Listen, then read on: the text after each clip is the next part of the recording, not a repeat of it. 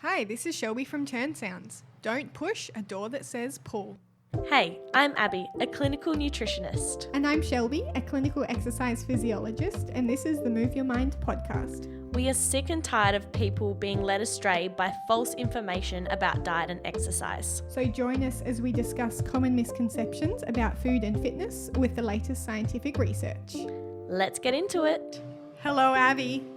Hi, Shelby. How are you doing today? I'm good. I'm overwhelmed just having a look at my notes for today's episode, and it's a lot. If anyone follows Abbey on Instagram, you'll have gotten her kind of rant for her preparation for this episode and all the wrong information and the craziness that's out there.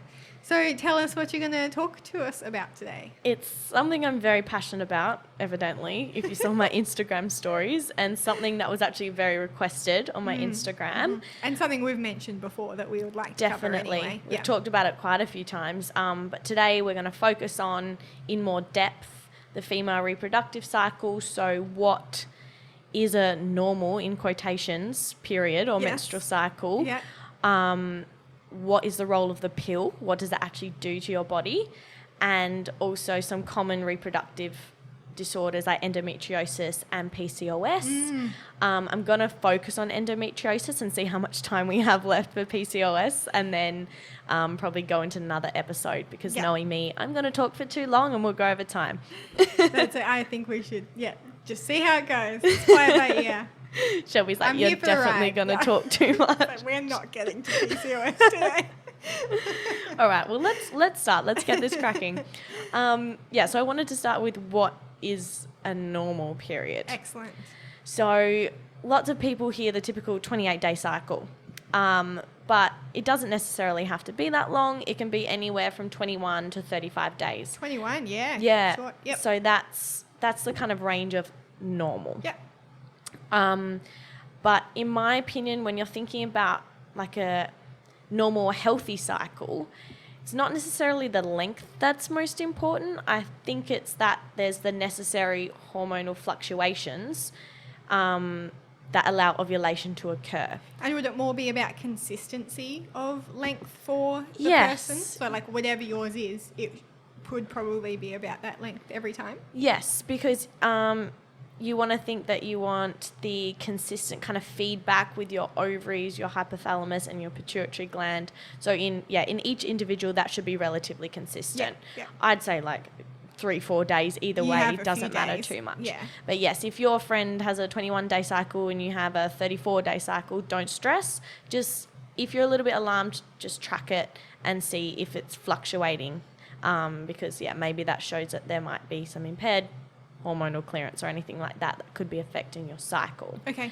There are lots of apps that track things for you there's as well. heaps. Search it in your app store and you'll be inundated with different ones. So it's easy. So download an app.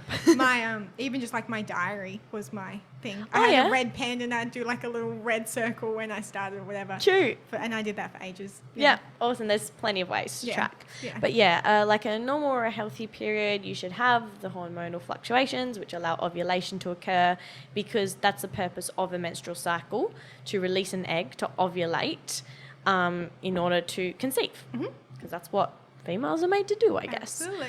But what's also important is all of these fluctuations occur without significant negative symptoms.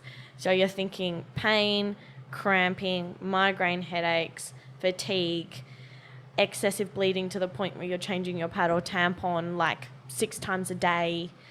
You should actually have about 80 milliliters of blood loss, which is about 4 tablespoons.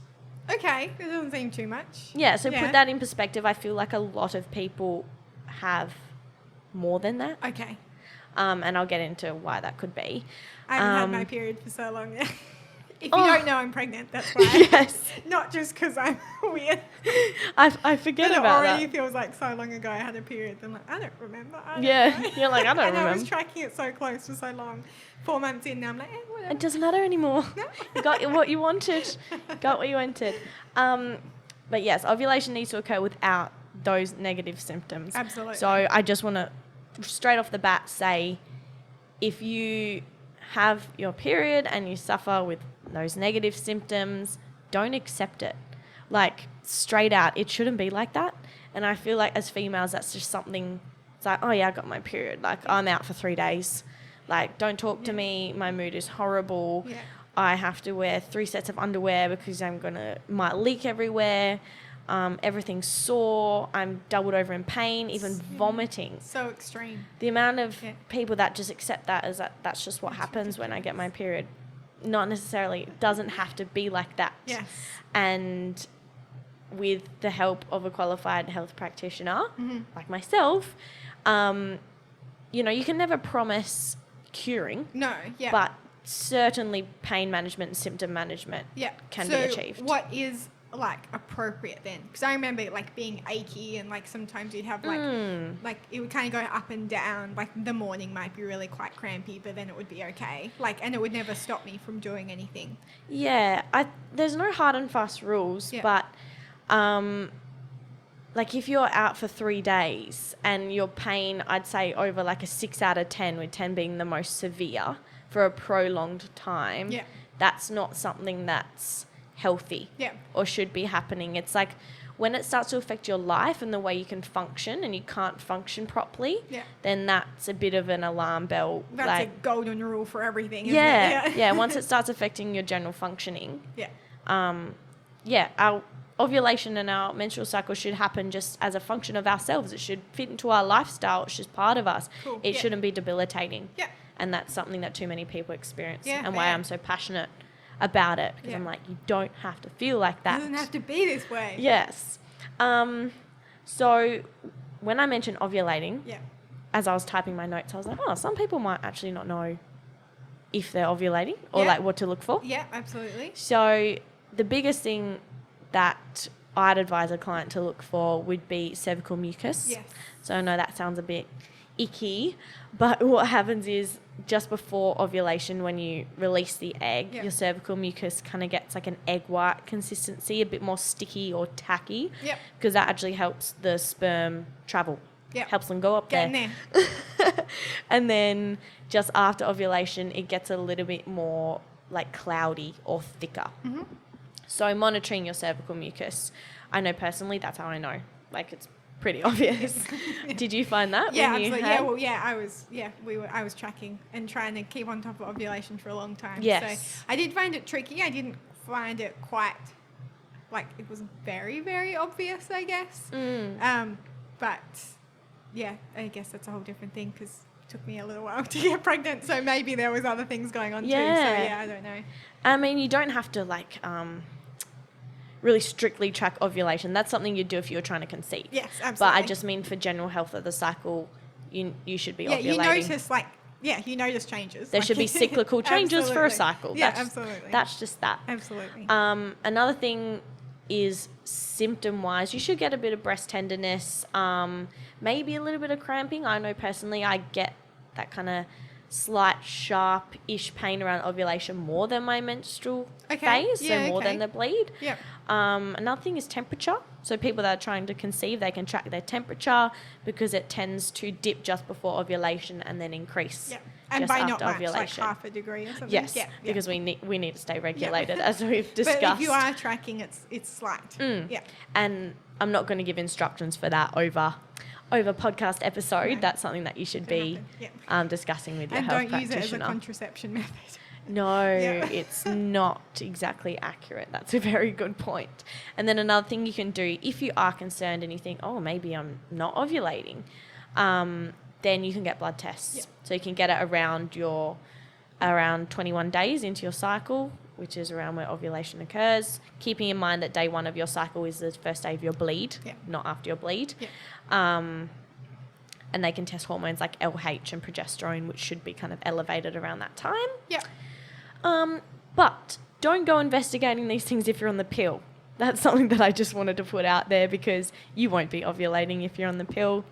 So if you don't notice any changes in your cervical mucus, if you're taking the pill, that is completely fine. Because that's the function of the pill. That is the point. You're not meant to ovulate because it's a form of contraception. Absolutely. And the bleed itself is not really a period. It's more of a shedding of the uterine lining. Well, it is, but not through natural cycles. Not in there. with the intention of supporting fertilization and implantation. Absolutely. Yeah. It's just you're popping this pill with a consistent amount of estrogen and progesterone. You take the sugar pill, it drops, you bleed. But there's no up and down, which allows for ovulation. Yeah. But yeah, have you got any questions about anything so far? No, I don't think so. I think I always had very mild periods anyway. So it is crazy. And I know people who have crazy pain, but it's just crazy to think that often, like every month, you have to go through something like that. Like, it's just insane. And the fact that people put up with it for just... I know. Ages and ages and ages and ages. I know. And the thing that grinds my gears talking about the pill is that you'll get young girls going to their GP with these terrible symptoms and they go on the pill. Because it suppresses all the hormonal fluctuations which causes symptoms and stops you from ovulating. But there are certainly underlying inflammatory or even autoimmune conditions that could be disguised whilst young females are on the pill, and then they either get to later in life when things just can't be managed anymore by the pill, or they want to conceive, they go off the pill, and all those issues come back maybe even more significant because all this time they actually didn't realise that they had an underlying condition which caused their hormones to...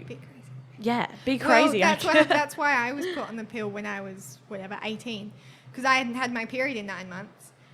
Because I wasn't eating and I was underweight. But that was never picked up on. So I got put on the pill to bring everything back to level. And the thing causing me not to have a reproductive cycle wasn't addressed at that time.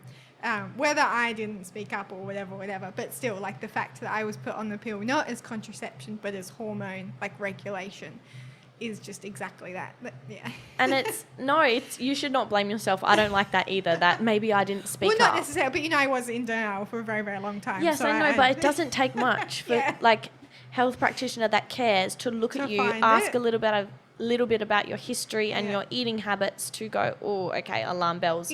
At the time you would have been training heavily with ballet. Absolutely. That's another big thing. 17-year-old ballet dancer, absolutely. Come on. See, starting to get frustrated. But that's the kind of instances where the pill is prescribed, where you're like, no, let's deal with the underlying issues and not just mask it with this Band-Aid of a pill. Yeah, definitely. And on the note of under eating causing loss of reproductive cycle, that's something that I've seen and heard of quite a bit. There's a young girl that goes in without her period. And they're like, okay, as you said, put you on the pill to get the hormones there. Oh, sweet, you got your cycle. Move on. Fabulous. See you in 10 years when you want to have a baby. But the cause is under eating, and then they're on the pill. The habits continue, and it just gets you deeper into what you would call hypothalamic amenorrhea. So that's when your energy consumption is so low that your hypothalamus can't talk to your pituitary gland and your ovaries to release the appropriate hormones for your cycle. Yep. And the way I kind of think about it is this hierarchy of function, and reproduction is right down the bottom. So if you don't have any energy, it's the first thing to get kicked off. And definitely. We ain't dealing with that. We're not spending all this extra energy every month on releasing and making you bleed if there's not enough energy to just support function at this basic level. Yeah. And once again, don't get me wrong. I know the pill has its purpose for contraception. Oh, yeah. But the grind that I have with it is when it is given without appropriate education and without appropriate questioning about someone's health history, which then causes it to mask significant conditions like hypothalamic amenorrhea, like endometriosis, and like PCOS. Yeah. So, they're the ones that I want to talk about. Probably start with endometriosis. Yeah, so with that, you're this extreme pain that we're feeling with periods and things like that. Is that a hint that something else is going on? Do you want to talk about that now, or? Yeah, well, in terms of symptoms which might make you think, there could be something going on, the typical ones for endometriosis are definitely pain. So severe pain around your lower abdominal region, even around your gastrointestinal system, IBS symptoms, pain when urinating or passing a stool, Things like pain when having sex as well, because of the inflammation that's involved. They're probably the main ones. Pain is probably number one, just like that severe pain. And is that cyclical, or every time you pee or every time you have sex it would hurt, or is it worse around ovulation or menstruation or something? Do you know? I'd say every time that you have sex it would probably be painful. Yeah. But once again, it depends on where the endometrial tissue is, which I'll get into. So yeah. Pull another it back, Shelby. Let Abby explain. another big symptom which I forgot to say is heavy menstrual bleeding. Heavy, yeah. Because if you can imagine, you've got endometrial tissue where it shouldn't be, it's going to bleed. Endometrial-like tissue, right? Yes. So exactly the same. Yeah. So let's get into what it is. We've gone too far. So endometriosis is a chronic inflammatory disease which results in endometrial-like tissue growing in places where it shouldn't be. So endometrial tissue is usually in your uterus, in the lining of your uterus. That's what it is, the mucous membrane lining. Yep. But what happens, with endometriosis is there's an immune dysfunction and an inflammatory response which causes the tissue to create lesions around other tissues of your body, primarily in your pelvic region. And then because it's so foreign to your body, it causes a crazy response which results in inflammation and pain. Yep. So places where the endometrial tissue can grow, it can be ovaries, it can be fallopian tubes, can be in the tissue surrounding your pelvis, can be your bowel, can be your rectum. So that's where the pain, like when you're going to the toilet, comes in. That's when the pain, when severe period pain, because if you've got tissue around your ovaries and your fallopian tubes and they're trying to release an egg, like that's just not going to be a comfortable experience. And depending on the number of lesions or the number of endometrial-like tissue that is around in your pelvic region is like the stage of endometriosis. Right. So like a severity type thing. Yeah. So there's stage 1 to 4. And just to put it in perspective, stage 4, there's 40 or more lesions. So that's pretty severe. It's a lot going on in such a small space. Yeah. So you can imagine when there's endometrial tissue where it shouldn't be. I like to compare it to like a virus almost, or bacteria in your body where it shouldn't be. Your immune system, its first protocol is let's get rid of it. We're going to infiltrate these inflammatory cytokines, white blood cells, to try to fight whatever this is and get rid of it. So your body does the same thing. It tries to fight the endometrial tissue, and there's all this inflammation. There's all these chemicals which then cause severe pain, and it's almost autoimmune in nature. I would put endometriosis in kind of the autoimmune category because it's an immune response to your own tissue in your body. And the reason why that is because it's not where it should be. So you're in the right to like react to it from like an immune system, it's doing what it needs to do, but it's like not necessary or not appropriate, I guess, because it's not actually harmful, that extra tissue, right? Or well, it's harmful in the fact that it can cause localized estrogen secretion, which can dysregulate your female reproductive hormones. It can also form scar tissue as well, depending on how deep the lesions are. So you can get like even joining of your bowel and your intestine as well if the scar tissue forms there. Because all those areas are supposed to like contract and move, and it's all like skeletal, not skeletal, it's all muscle. Yes. And so having any kind of scar tissue in there is going to affect how they can move. Definitely. And then it can also be harmful in the way that, just like your endometrial tissue in your uterus, it can bleed and shed blood. Right. And then you've got blood as a tissue. Right. So you've got more tissue where it shouldn't be, and your body releases more chemicals to go, what's going on? Like we need to fight this. So it can be harmful in that way too. But what's interesting in the autoimmune kind of side of things is people with an autoimmune genotype. So thinking those with a family history of celiac disease, rheumatoid arthritis, like Hashimoto's or Graves' disease, thyroiditis, endometriosis is far more common in them. which is a new perspective just to think about. So that's why it grinds my gears when GPs might not ask family history, because you've got a girl. It plays such an important role. Yeah, because you've got a young girl coming to you with heavy periods, in this case, severe pain, cramping, pain when having sex if they're at that age, going to the toilet, then they go on the pill when they don't ask about family history. That's something that I'd ask to go, oh, you seem like the autoimmune genotype. You probably have a high risk of endometriosis. Let's investigate this further. Yeah. It's worth looking into at least. If it's not that, at least you know it's not. Yes. Yeah. So that's what endometriosis is. How hard is that to investigate? How hard is it to diagnose endometriosis? It is a hard one to investigate and diagnose, and actually. Whose job is that to diagnose? Usually a doctor. Yeah. Or a reproductive specialist. Yeah. So that's another thing why it's hard, because hormones can be dysregulated, but not necessarily. Because old school mentality was that it was an estrogen-driven disease, and if you had high estrogen or excess estrogen and low progesterone, then you had endometriosis. But now new research is coming into the fact that that's just a consequence of the kind of autoimmune inflammatory response. Right, okay. So the best way to do it is by laparoscopy. Yep. So to go in there the and look for how many lesions there are. Yeah. But in terms of me assessing, so I can't diagnose, but I can certainly ask the questions or raise the flags to get something else going. Yes, that's a good way to put it. Yeah. So things that I'd look for are inflammatory markers. Yeah. So like CRP and ESR. I'd also look at immune function as well, like white blood cells and things like that. That's all from a blood test? Yeah, so that's from a blood test.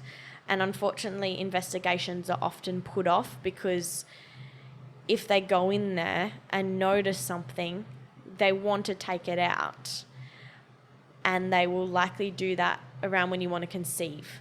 So they tend to put it off. So girls will be diagnosed with endometriosis and they'll be like, well, if you can manage the symptoms, we'll kind of keep you with the tissue there. And then we'll go in when you want to have a baby to clear out so the area's more able to support an embryo. Like you prep the area before conceiving. Yes. Okay, so and because they would grow back. Yes. Well, okay. And that's another thing that I've come across with my nutrition research is that one of our roles and one of my roles can definitely be after laparoscopy, removing the tissue, assisting with hormonal support, immune support, downregulation of inflammation, to kind of look towards the root causes and reduce the risk or the severity of the tissue growing back. Nice. So kind of go into the underlying causes. Mm-hmm. So I like to think of it like a bucket and a bath analogy. I was explaining this to you before we started recording. Yeah. In terms of getting to, the underlying causes. So you're thinking the bath is kind of like symptoms, and if the bath overflows, that's when you get the really severe symptoms and you get the issues. Mm-hmm. The water in the bath. Yes, right, so the water in the bath overflows. Yeah. So we want to turn the tap off as a natural medicine practitioner to stop the bath from overflowing. Mm-hmm. And then stop the input. Yes, yeah. And then from a medical perspective, often the pill is prescribed to suppress the hormones that cause the symptoms, and that's essentially just like getting a bucket and tipping out the water from the bath. Yeah.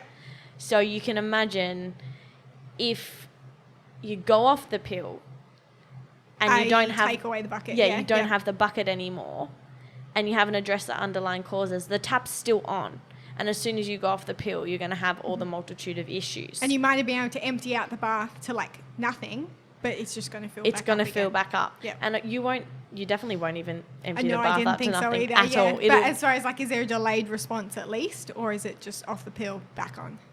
Oh, it depends on how long your body takes to get the fluctuations again, but I don't think it would take very long at all. Yeah. I'm thinking like 4 inches from the top of the bath when you've got the bucket. So it's a pretty hectic bucket. Pretty close. Like in and out, in and out, yes, in and out yes, to stay just on top of it. It's fighting. Yeah. And then, we want to turn off the tap. Yeah. So... we're all about addressing the cause definitely. And not just the symptoms. And that's why I'm so passionate about it, because I'm like, I can help you. I can help you manage your symptoms and your pain long term and support your reproductive health through regulation of your immune system and your inflammatory response. Through nutrition. Brilliant. And supplementation. Cool. And also lifestyle strategies as well. Yeah. Because, I know exercise has a role as well. So, that would fall under that lifestyle. Yeah. Yeah. So, from an immune perspective, there's lots of things you can do. You can go down the gut health route. You can reduce immune aggravating foods. You can decrease pro-inflammatory foods. You can increase anti-inflammatory foods. Sorry, real side note. I had 2 whole punnets of blueberries yesterday. And Antioxidants. I thought of you, the whole time. And I was like, is this too much? And I was like, No, okay, it's not too much. Just wanted to tell you that. Better than 2 buckets of chips. Absolutely. I ate my blueberries yesterday, and I was thinking of you and all the antioxidants I was taking in. Beautiful. I'm very proud of you. That's something you could do if you have endometriosis. Once again, it won't fix it, but it will help with symptom management. Which is, we don't want to disregard the effect of symptom management as well. It absolutely has a place. Yeah. Because they're usually faster. It's usually faster to deal with the symptoms than deal with the cause, right? And that's why people are put off natural medicine, because you're in it for the long haul. Yeah. A good 3 months before you start noticing differences, but this is 3 months of your life. That can change your life and the way you perceive your menstrual cycle and the way you experience your menstrual cycle. Absolutely. So with the gut health side, we've talked about it quite a bit.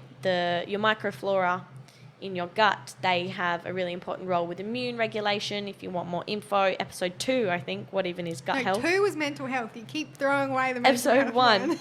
Yes. Episode 1. Yes. No, episode 3. 3? Episode 3, that's what it is. 1 was carbs. Yeah, We did it carbs was. with. Yeah. Episode 3. The second one you did, but the third one we did. Yes. So yes, there's been lots of studies with dysbiosis, so irregular, imbalanced gut bacteria. Yep. And endometriosis. So there's been more E. coli found in the urine and the feces of those with endometriosis.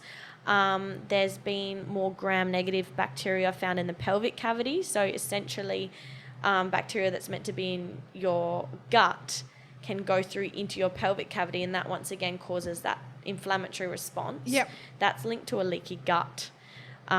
Which is that hyperpermeability, which is caused by dysbiosis. So you can imagine it's a bit of a cycle. Yeah. And there's also been links with symptom management and anti-candida diet as well. I don't know what that is. So that's just mainly reducing refined sugars and carbohydrates, alcohol. Mm-hmm. That's something that you'd go through with your health practitioner. Yeah. But once again, that just shows how our microbiome or bacteria in our intestines and our pelvic region can contribute to immune dysregulation. Mm-hmm. And then therefore there's potential for gut support, probiotic supplementation even, and things like zinc to help with your gut lining integrity to prevent that. So are they separate? So you have endometriosis lesions where they shouldn't be. But then you have a gut that's leaking bad things that's going to exacerbate the immune response. How are those things linked with the lesions? Or does it not matter about the lesions? It's because stuff's leaking where it shouldn't be, and that's a response. Yeah, I don't think the leaking has to do with the lesions. It's almost like the leaking. Yes. I don't like know, that sorry. term. The hyperpermeability. Yes. That can dysregulate the immune response, because once again there's stuff where it shouldn't be. Yes. And then because it's an immune dysregulated disease, so it's an immune disease, then that contributes kind of to the overflow of the bath and then promotes more growth of lesions, which then causes a greater inflammatory response. Yes. So you've got a condition, it's made worse by these other things happening. Yes, or there's even potential that hyperpermeability is a causative factor or a strong contributive factor to endometriosis. Yeah. And then, because immune response, I'm saying it 400 times, but then things you can do then from a nutritional perspective is reduce immune aggravating foods. So that's things like refined carbohydrates. I won't get into the mechanisms. Sugar, alcohol is a massive one. Alcohol actually increases the permeability of your gut by something like 30% after consumption. Yeah. So you can say, obviously, that's going to contribute. Absolutely. And then pro-inflammatory foods like saturated fat, dairy, so A1 cow's milk, and things like gluten as well. So I'm not one to say, go gluten-free, but given the strong link of endometriosis with autoimmune genotypes, gluten can be another immune aggravator. Yeah. Well, like you said, celiac, it was like if your family history of celiac, then it's a factor. Yeah. So it's not for all individuals, but definitely for certain individuals with a particular genotype, that can be greatly beneficial. So is it something you just kind of like give a go anyway, or are there other factors influencing you saying let's try gluten-free for a while? Yeah, there'd be other factors, and that's why you need an individualized consult. Just because foods containing gluten have a lot of B vitamins, etc., which I wouldn't advise to just cut out. It's not as easy as that. And you do have to be, if you want to cut out gluten with endometriosis, you have to be strict. Like there's no little bits, because the smallest amount can initiate the response that you don't want. And then, of course, I've talked about it a million times, increasing your omega-3 fatty acids and your essential fatty acids, because they go down the anti-inflammatory pathway. So therapeutic doses of things like fish oil can definitely help with symptom management and kind of dampening that kind of tap. Imagine turning the tap down a little bit. And then antioxidants, because they help fight the free radicals, which can contribute to inflammation. So blueberries, your vitamin A as well. That's actually very important for immune system regulation. Absolutely. Vitamin E, vitamin C, and turmeric. Yes. As well, that's being studied quite heavily now for endometriosis management and getting to the tap side of things, or reducing the amount of water in the bath. And zinc. So thinking whole grains, nuts, seeds are your main ones for zinc. But I'm talking, when I say all of these things with endometriosis, it is a significant condition. So therapeutic dosages in supplemental form is what I'd go for first because and foremost. someone listening might be like, well, I try and eat as healthy as I can. Like, what are you saying? You often need more. It's a condition outside the normal realm of human health, I guess. So it needs extra attention. In that sense. And then FODMAPs as well. So reducing FODMAPs. Gee, that sounds intense. So these are all things you can do, but you won't have to do it all. And these will be dependent on your symptoms and the investigations that have happened. So and someone good helping you will figure out the ones worthwhile trying. Definitely. Because the gas production can increase visceral hypersensitivity. So that's like sensitivity of all your vascular system, which can contribute to this discomfort and pain. And then, because you've got the immune perspective, so that covered that, but then you've also got the estrogen perspective, because as I mentioned, estrogen isn't the main cause, but because of your immune dysregulation, your body responds more negatively to estrogen, and it can be a trigger. So then we can do things like enhancing estrogen clearance. So that's like adequate fiber for estrogen excretion, supporting gut health once again, because there's a particular bacteria called B-glucuronidase, which prevents your body from excreting estrogen. It actually goes back into the system. So we can inhibit that through foods containing glucuronic acid, like apples, cabbage, etc., etc. Won't go too far. I have to fight so hard sometimes to be like, Shelby, you're good at what you do too. Don't worry. Like, you're just so impressive to me that I have to really be like, oh my gosh. It's okay. Don't be silly. No, in like a fact, like, I just think you're so amazing, and you can say these words, and you just know, and I'm just like, it's okay. Don't let it. Stop You're it. just so cool. Anyway, sorry. I'm just sitting here in awe of my friend. She's just amazing. That's so nice. Anyway, brilliant. Yes, thank you. It's very fascinating. And then things like, I'm going to say another smart word, then I'm going to feel insecure. Excellent. Go for it. Say all the words. Foods containing indole 3-carbinol, which aid liver detoxification for estrogen excretion and metabolism. So that's like your cruciferous broccoli, Brussels sprouts. Supplementation with broccoli sprout powder is another thing that we can do. And then just quickly into lifestyle, you can get exogenous estrogen from BPA. So that contains synthetic estrogen, which your body... Is that plastic you're talking about? Yeah. Plastics. And then phytoestrogens, that's not really lifestyle, but it can come from food. So reduction of soy could be important for someone that might have an sensitivity to estrogen, which is common for endometriosis. Yeah. I know exercise can have a role in decreasing estrogen. I just know that from the sensitivity. Surface level. Yeah. And then inflammation as well. Yeah. And then just general like tolerance to pain you can influence. Yeah. Yeah. So they're the main things. There's definitely more. Could go into histamines as well, but I won't. We can do another episode on that because that's really interesting. Yeah, that'd be. Those with endometriosis are often quite an allergic type as well, because histamine and estrogen, the sensitivities kind of correlate. Yeah. So high histamine, high estrogen. Well, I wouldn't be surprised if you've already got an immune system just like on high alert, searching everything. Then Yes. Not that crazy to think that it's going to do that too. Mm-hmm. So something I asked is like, do you suffer with hay fever? Yeah. Things like that. So that's just another diagnostic tool. And then if you listen to our episode with Renee, then you're thinking, are they sneezing a lot? Do they have pelvic floor issues as well?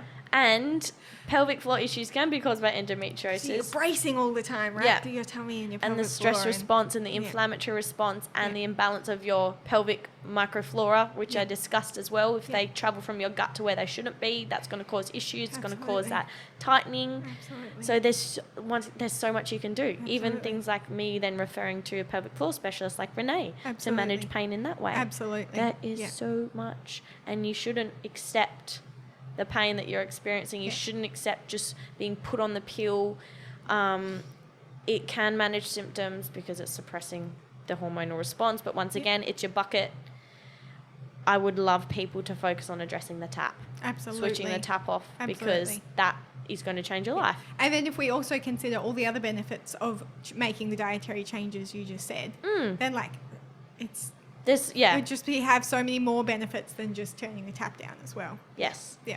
Definitely. So, that's about the information I have. Cool. Talk to your friendly nutritionist, Abbey. Yes, I would love to help anyone. Something. Yeah. Make it. Today is as good a day as any. Just do it. So on that, AbbeyRenee_nutrition.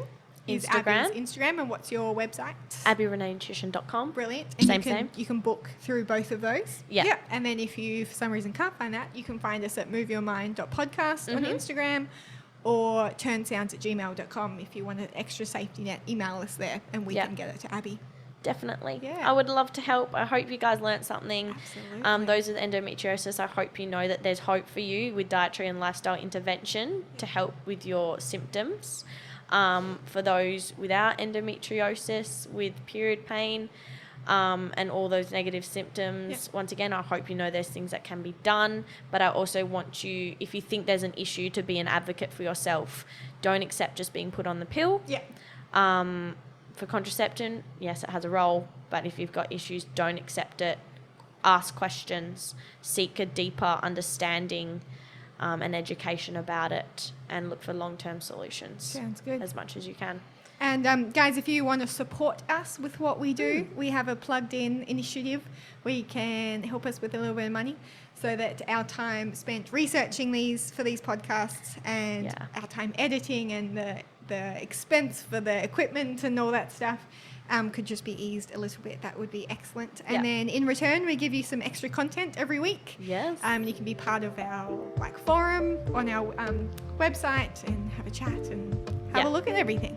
Yes. So turnsounds.com if you want to find out more about that. Otherwise, thank you so much for listening. Thanks for talking to us, Abbey. You're welcome. Informative as always. Thanks. Thank you. More will be coming on this, guys. Stay tuned.